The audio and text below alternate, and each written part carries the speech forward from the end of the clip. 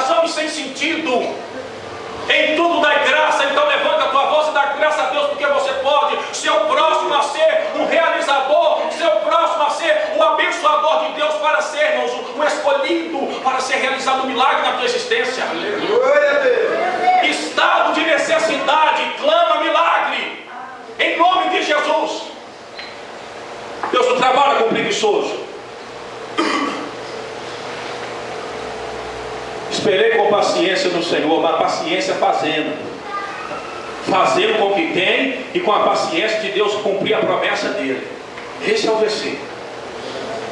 Curti chegou e falou: eu vou trabalhar, não serei prostituta. E ela foi trabalhar, irmãos. Quem trabalha tem privilégio. Ela foi trabalhar.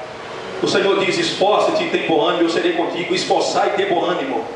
Só aí Ele vai ser com você. Aprende, esforça, faça, levanta, faça, e eu serei contigo. E ela começou a trabalhar, irmãos. Ela pediu licença no campo e foi trabalhando. O gerente do campo deixou ela trabalhar. E ele que à tarde, versículo 4. Acompanha comigo. E eis que à tarde chegou Boaz. À tarde chegou Boaz. Boaz significa: ele é minha força. Ele é minha força, minha segurança. O Redentor. Chega Boaz, o patrão chega. E ele chama o gerente e fala: peraí, quem que é aquela moça ali? Ele perguntou só da moça, porque ele sabia quem que trabalhava naquilo que era dele. Ele via que tinha alguém se destacando no meio. Deus conhece a igreja. Deus conhece o povo. Deus me conhece, Deus conhece você. Quando alguma coisa acontece diferente, para pior Deus sabe, e para melhor Deus também vê. Para pior Deus sabe, e para melhor Deus está te vendo. Boaz chega, vê uma moça trabalhando, cansada. Ele pergunta: quem é aquela menina ali? Ele quer ter notícia de alguém que está trabalhando no campo. Ele quer saber da história de alguém que está trabalhando naquilo que pertence a ele. Não se engane, irmão, a obra é de Deus e ela não para. E os olhos dele estão sobre a tua vida e sobre a vida da igreja. Você que faz muito há de receber muito, você que faz pouco há de receber pouco, você que não faz nada há de receber nada. Deus não é injusto. Deus olha a sua vida, a sua casa, as decisões. Deus olha as aceitações e as negações. Ele tem um campo, ele tem a igreja. A Bíblia fala, irmão, que Jesus coopera com você no trabalho. Irmãos, eu amo essa passagem quando a Bíblia fala assim, ó: ele é meu cooperador. É como quando eu for orar, Jesus está orando comigo. Quando eu for evangelizar, Ele está evangelizando comigo. Nós subimos ontem para o bairro Santa Luzia, irmãos, onde o tráfico é grande. Só na rua que nós estávamos ali, tinha 3 bocas, quase uma do lado da outra, adolescentes ali. Você acha que Satanás não viu nós ali na rua, entregando panfleto e pedindo às pessoas se elas queriam oração? Não, está aqui. A gente batia na porta e falamos: nós queremos orar pela sua vida, você deseja oração? E eles pegavam isso aqui e escreviam orações. Tem oração aqui, de uns 3 aqui, era traficante que estava na rua, escreveram oração. Agora você acha que o Satanás não viu a gente subindo e não arquitetou um plano de morte de um carro, de um acidente? Satanás fez isso. Porém Deus trabalha conosco, irmão, no Evangelho, irmão. Jesus é nosso cooperador. O diabo não pode tocar, irmãos. Olha uma palma para o Senhor. Glória a Deus, exaltado em nome de Jesus. Aprenda a palavra, irmãos. Essa igreja é uma igreja de gente inteligente na palavra. O diabo não enganar. Amém? Amém. Olha para cá, olha para cá. Falta 30 minutos para acabar o culto, irmãos. Não perde não. E ela começou a trabalhar e Boaz perguntou: quem é essa moça? Versículo 5. E o homem respondeu. Esse homem que respondeu, irmãos, ele não tem nome não. Olha comigo, olha. E depois disse Boaz a seu moço, que estava sobre os segadores, que tinha a responsabilidade do campo: quem é essa moça? A Bíblia não cita o nome desse homem, só fala que ele é um homem que conversou com Boaz.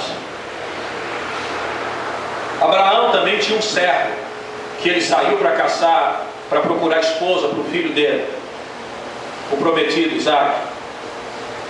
A Bíblia sempre conta de algumas pessoas que não aparece o nome, mas tem uma função importante na história. Nós podemos pegar esse homem aqui sem nome, irmãos. Ele não se apresenta, ele não é assim, eu sou, meu nome é esse. Não, ele trabalha no silêncio. Mas é ele que deu a liberdade para a moça trabalhar, é ele que falou da moça para Boaz. Nós podemos acreditar que esse homem é o Espírito Santo, como se fosse uma tipologia do Espírito Santo. Porque assim diz o Senhor, o Espírito Santo não falará de si mesmo. Ele falará de mim. Ele vai cuidar de vocês, vai direcionar o caminho para vocês, vai ensinar vocês a verdade, e vocês vão caminhar na verdade por causa da minha casa. Esse homem aqui, ó, não tem o nome dele, mas ele recebe Ruth. Ele fala com Ruth, pode trabalhar no campo. Quando Boaz chega, ele fala: Boaz, essa moça que você está perguntando quem é, olha o que o versículo 6 ele fala: essa moça é a Moabita, que voltou com Noemi dos campos de Moabe, e eu deixei ela trabalhar no meio do povo. Versículo 7, e ela trabalha de manhã até agora, ela só parou um pouquinho para descansar, está trabalhando o dia inteiro. Aí Boaz fala: então vem aqui, filha minha, eu quero conversar com você. Você consegue entender a ação do Espírito Santo na sua vida? Tem alguma coisa nisso já, antes de eu explicar, irmãos? Aquele que trabalha, aquele que é fiel, aquele que deseja crescer, se envolver nas coisas espirituais, o Espírito Santo de Deus a guiar em todo o caminho de verdade e de justiça. Ele não deixa você enganado.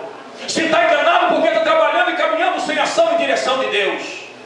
O Espírito Santo fala de você com Jesus, é por isso que ele geme com gemidos.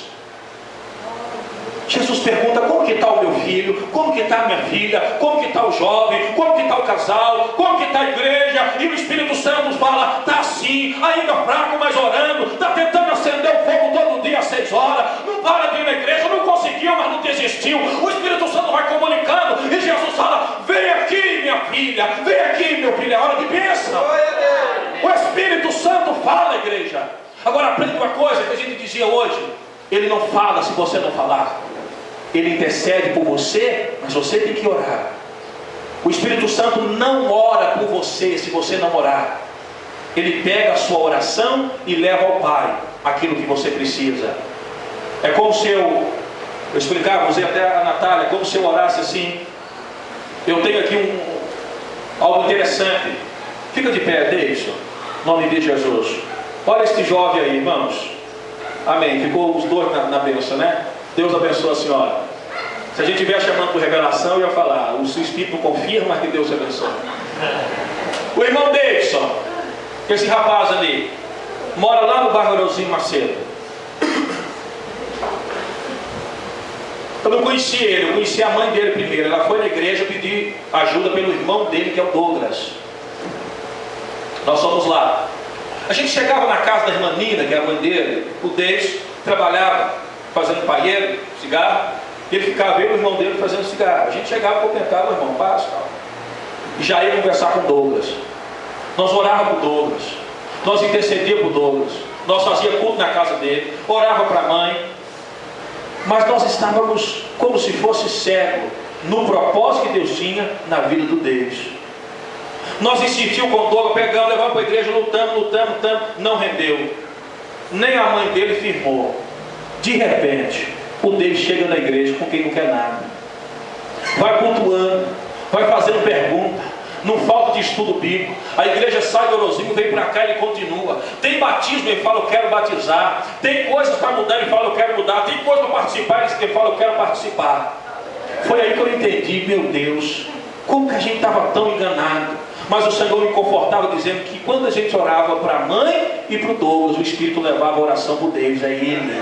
O trabalho é na vida dele, a missão é com ele. Amém, igreja? Isso que é uma intercessão do Espírito Santo. Então a sua obra em Deus não fica à toa. O Espírito Santo transforma naquilo que de fato é necessário. Deus te abençoe, irmão, em nome de Jesus. É uma honra ter você como membro da igreja, sua fidelidade e a sua comunhão. Aprende sobre a intercessão do Espírito Santo. Estou falando de muitas coisas, né, irmãos? Sair de uma, pulando para outra. Mas vai pegando aí no seu coração. Te dou um conselho, compra uma agenda e vem anotando. Isso é fantástico para você aprender as coisas e nunca esquecer. Vou terminar daqui a pouquinho. Quando Boaz chamou essa mulher, irmãos, Ruth, olha o que ele fala com ela. Filha, versículo 8, não vai colher em outro campo, nem tampouco passe daqui. Você pode ficar na minha fazenda. Os teus olhos estarão atentos no campo que cegaram. Você pode ficar à vontade. Então ela, versículo 10, ela reconheceu a bondade de Boaz e orou a Deus falando, porque achei graça aos teus olhos, falando com Boaz, ainda que eu sou uma estrangeira, ainda que eu não mereço. Irmãos, aí Boaz vai falar o versículo 11 que a gente tem que ter uma história com Deus, irmãos. E Boaz fala com a Ruth, você vai ficar aqui, você não precisa sair, pode ficar nesse campo aí, menina, pode trabalhar aí, junta coisa para você e para sua sogra, fiquem sabendo o que aconteceu. E ela chora e agradece. Aí Boaz fala no versículo 11, ela pergunta, né, por que você me faz tanta bondade sendo eu ainda estrangeira? E o versículo 11 Boaz fala, bem me contou o que você fez com a sua sogra. Depois da morte do teu marido, tu deixastes o teu pai e a tua mãe e a terra onde nasceu, e vieste a um povo que você não te conheceste. O Senhor galardoe o teu feito, presentia você pela sua ação, e seja cumprido o teu galardão no Senhor, Deus de Israel, cujas asas te vieste abrigar. Olha aqui para mim, irmão. Boaz está falando assim com ela, eu sei o que você fez, me contaram sobre a sua decisão, eu sei a tua história, é por isso que eu te abençoo, é por isso que eu não mando você fora do meu campo. Eu sei o que você fez, menina Ruth, que saiu de Moabe. Você não precisava vir com Noemi. Ruth não precisava ir não, irmãos. Nem Deus mandou ela ir. Pelo contrário, Ruth tinha tudo para ficar em Moabe. Acompanha comigo o raciocínio. Noemi chegou com o marido e com 2 filhos. Desde 10 anos ela perde o marido, perde 2 filhos. Ela ficou sem esposa e sem filhos. Vendeu o que tinha para tentar sustentar, porque não tinha homem nem filhos para ajudar na casa. Ela manda a Ruth fazer o quê? E a órfã, fica aí, eu vou voltar para minha terra, vocês não têm nenhuma obrigação comigo, vocês não são mais minha nora, eu não tenho mais filho. Ruth podia ter pensado, porque o órfão deve ter pensado assim, se pensar bem, acompanhar essa mulher, eu estou perdido, essa é uma viúva negra, porque a mulher chega aqui, perde marido, perde filho, perde dinheiro, volta para sua casa na miséria. Que Deus é esse que ela serve? Ruth, órfã, pode ter pensado isso. Por isso que quando Noemi insiste com órfã pela segunda vez, ela fica em Moabe, ela não vai para a terra de Israel. Só que como a fé não é de todo mundo e nem todos querem a salvação, Ruth foi diferente. Por que diferente? Ruth tinha ouvido sobre os feitos do Deus de Israel. Ruth sabia, irmão, sobre a história dos juízes, que Deus levantava homem como Jefté, homem como Gideão, homem como Sansão. Noemi tinha contado ela sobre a história de Abraão, um homem que largou tudo para caminhar com Deus e foi pai da nação. E hoje, há mais de 5.000 anos, nós falamos o nome de Abraão com orgulho. Noemi abriu a boca para contar a Ruth tudo sobre o que Deus tinha feito, e dentro do coração de Ruth cresceu a fé, nasceu uma ligação com Deus de Israel. Ela creu naquilo que Deus fez, naquilo que Deus tinha feito. Ela sabia que Ele podia fazer diferente. É por isso que quando Ruth insiste pela segunda vez, Orfa vai embora, ela fala aquela frase, não me mandes embora. Ninguém mandou você pregar para mim, ninguém mandou você pregar para mim. Estou com você agora, Noemi. O teu Deus é o meu Deus. Quem é você? Você me pregou e agora quer me fazer largar esse Deus? O teu Deus é o meu Deus. Aqui em Moabe não tem Deus que abre mar, não tem Deus que faz um filho renascer da cinza. Aqui em Moabe não tem Deus que usa um homem com grande de força extraordinária. Aqui em Moabe não tem Deus que tire uma nação do Egito e torne essa nação pobre e miserável como um povo poderoso no mundo. Ruth tinha ouvido sobre a história de Deus, irmãos. É por isso que o diabo tenta roubar a palavra do seu coração. E Ruth falou: não me manda voltar. Ela falou brava: não me manda voltar. O teu Deus é o meu. A nossa fé é a mesma. Eu creio no seu Deus, você me contou. A minha fé está ativa. E o seu povo é o meu povo. Aonde você passar a noite eu vou passar. Eu estou contigo agora. Ligamos a nossa fé. Orfa não pensou desse tipo. Ela voltou para Moabe. A Bíblia fala alguma coisa de Orfa, não? Acabou a história dela aí. Quem volta, acaba a história. Quem larga o arado, irmão, quem larga o evangelho, acaba a história. Orfa acabou a história dela aqui no capítulo 1. Ninguém cita o nome dela mais na Bíblia. Largou a fé e o evangelho. Ela parou, ela desistiu. Ela tinha ouvido a mesma história de Ruth, mas Orfa não continuou. A história dela morreu. O nome dela não é citado na história, irmão, nem está na Bíblia Sagrada. Mas Ruth não. Ruth não. Em nome de Jesus, a palavra que o Senhor tem transmitido na tua vida é para ter uma história com você. Não largue o evangelho, não abandone a cruz, não deixe a casa do pão em nome do Senhor, porque é de você ter história com Deus. História com Deus, história de milagre, história de bênção, história de conversão, história de abandono do pecado, história de abandono daquilo que está destruindo a tua casa, a tua família, a tua existência e os teus planos. Não largue o evangelho. Muito, irmão, todo dia, todo tempo. Isso é muito sério, irmãos. Você tem que se importar com isso. Em viver, ter história ou não ter história. Se você morresse hoje, eu ouvi isso de um pregador, de um filósofo, eu achei interessante. Se você morresse hoje, que falta faria? Pensa nisso. Se você morresse, que falta você faria? Ah, mas meu filho chorava. Não, estou falando de coisa óbvia, estou falando sobre o reino. Que um amigo ia no velório, a gente ia lá, a gente chorava. Eu comia alguma coisa no velório, isso é normal. Eu estou falando no reino. Deus olhar para você e falar: que falta você faria? Que falta você faria no reino de Deus se hoje você morresse? Tem uma história de um pastor, me foge a memória. Bruno estava lá em casa, a gente estava falando sobre isso. Um pastor muito famoso, ele estava no Titanic. Hã? Não, não é isso não. Olha, conta sobre ele. É o nome do pastor mesmo. O pastor estava no Titanic. Quando o Titanic começa a afundar, ele pega o colete, vai correndo, coloca a filha dele de 6 anos com o colete dentro do bote, e ele volta desesperado.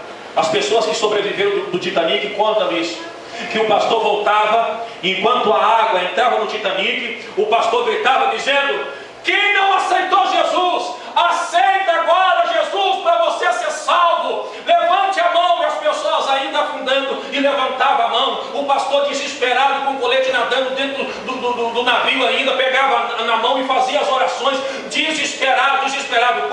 Quando a água, irmãos, inundava numa repartição, ele subia para outra e gritava: quem não aceitou Jesus, aceite agora. Ele perdoa os teus pecados, saia do inferno. E foi desesperado, até que o navio todo naufragou. Ele ficou com colete, com centenas e milhares de pessoas sobre o mar, e ele gritava, irmãos, com colete dizendo: gente, quem não aceitou Jesus, quem não aceitou, levante a mão. Nem todos levantaram a mão. Um homem foi o último que ele salvou.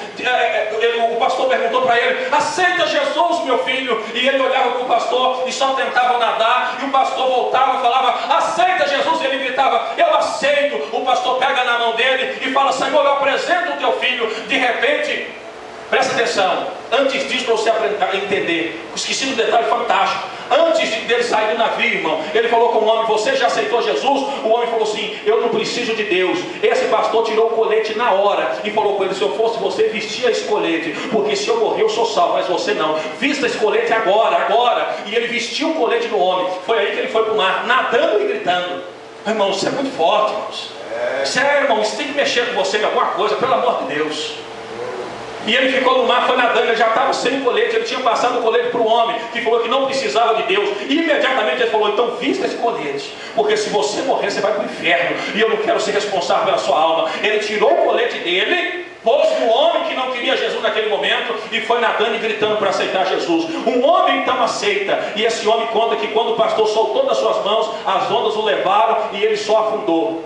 Esse homem, que foi o último que aceitou Jesus, um grande pregador se tornou depois, eu me fugia a memória os nomes, mas ele dizia que nunca mais a vida dele foi a mesma, que nunca mais ele viveu de qualquer maneira, que todo dia ele lembrava desse pastor, que deixou a filha do pastor de 6 anos sobreviveu.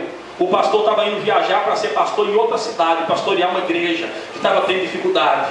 A filha de 6 anos ficou órfã, sobreviveu, e esse homem que foi o último disse, eu não sei quantas almas ele ganhou, mas dentro do navio eu tenho certeza que de todos, ele era o filho de Deus, e ele faria muita falta se eu não tivesse ali dentro. Eu fui o último que ele ganhou para Cristo, ainda que ele mesmo, depois que ele pegou na minha mão, ele morreu. Irmão, quando eu escuto uma história dessa verídica, fato, tem a pessoa contando testemunho, na hora me invade um sentimento assim, irmão, às vezes até de culpa. Meu Deus, o que eu estou fazendo? Que evangelho é esse que eu vivo? O que eu estou fazendo? Então a pergunta é, se você morresse hoje, qual a falta você faria no mundo? Será que Deus conta com você, irmão? Será que Deus olha para você e fala assim, eu posso confiar alguma coisa àquela ali? Eu posso revelar algum segredo àquele ali? Será que tem isso de Deus para conosco? Será que tem isso? Não tenho tempo de continuar muito, só vou pegar essa história de Ruth, que ela continua e a gente ora. Porque Ruth, ela viu a dificuldade que Noemi estava. Ruth, ela viu a dificuldade que Noemi estava, e ela não importou com as circunstâncias, ela não importou com as diferenças, ela sabia quem era o Deus de Noemi. E foi por isso, irmãos, assim que ela chegou em Israel, ela encontrou um homem que teve graça e bondade com a vida dela. Eu repito e aqui eu termino. Respondeu Boaz e disse, eu sei o que você fez em relação à sua sogra. Depois da morte do teu marido, deixastes o teu pai e a tua mãe, e a terra onde nascestes, e vieste a um povo que antes não conheceu. Eu sei o que você fez. Deus sabe o que você faz. Deus sabe o que eu faço. Deus sabe as coisas que eu vivo e as coisas que eu manifesto. Hoje é dia de conserto. É dia da gente querer que ter fogo no altar na nossa vida o dia inteiro. Eu sei o que você fez. Eu sei o que você faz. Eu te conheço. É o que Boaz diz a Ruth. Deus conhece você. Deus conhece a sua história. Deus conhece a sua fraqueza, a sua força e a sua necessidade. Se tem alguém que me ouve aqui, que o coração aperta em relação a alguma coisa, hoje é dia de perdão. Se tem alguém fraco, hoje é dia de renovo. É dia de você sair com o desejo de ter fogo no altar na tua vida o tempo todo. Para toda vez que Deus olhar, não para a igreja, mas para você, Ele vê você soprando, pelejando e lutando para manter a chama do Evangelho, em nome de Jesus. Boaz diz, eu sei o que você fez. Deus sabe o que você faz. Pega isso no seu coração. Deus sabe o que você faz. Se você não vê importância no Evangelho, na igreja, no ministério, clame a Deus com lágrimas, geme diante do Senhor. Deus vai te dar uma direção. Deus vai levantar você. Ele não tem vontade de cortar, irmãos, de jogar fora a cana que está caída, nem o pavio que está quase apagando. Deus quer levantar, Deus quer acender. Deus precisa de você nesta cidade. Deus precisa de você nesse lugar onde Satanás está destruindo vida, está matando, está enganando, está usando gente de todo tipo, irmãos, para ofertas e para questões satânicas, em nome de Jesus. Juventude sendo destruídas, irmãos.